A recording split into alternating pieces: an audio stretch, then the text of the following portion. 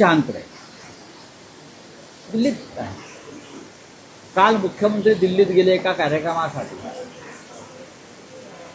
पण त्यांचा मुख्य हेतू हा या मंत्रिमंडळामध्ये जे काय सध्या गोंधळाचं वातावरण सुरू आहे आणि त्यांच्या नियंत्रणाबाहेर स्थिती गेलेली आहे, त्या संदर्भात मार्ग काढण्यासाठी ते काल. मी गेल्या काही दिवसापासून सांगते की या मंत्रिमंडळातले 4 मंत्री जाणार आहेत.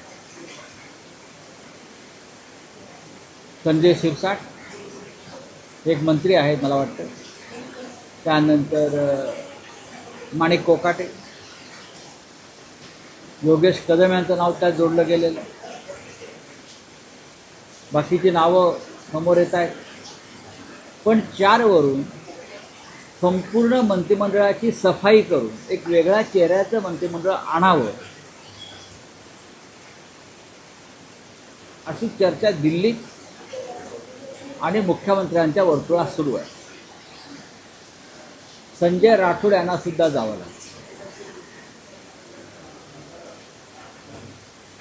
भ्रष्टाचार,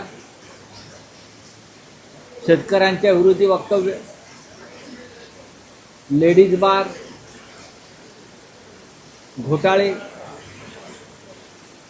पैशाच्या उघड्या बॅगा घेऊन बसणं, याच्यामुळे बिघडलेली प्रतिमा हे आता ओझं देवेंद्र फडणवीस यांच्या कल्पनेपलीकडे गेलं.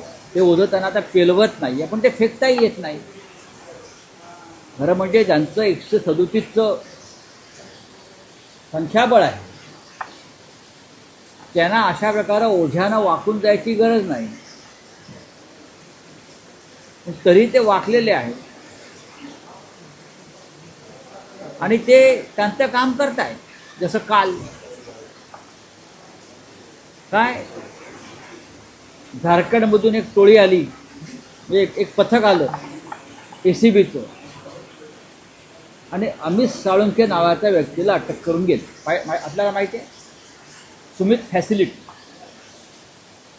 ही सुमित फॅसिलिटी काय आहे?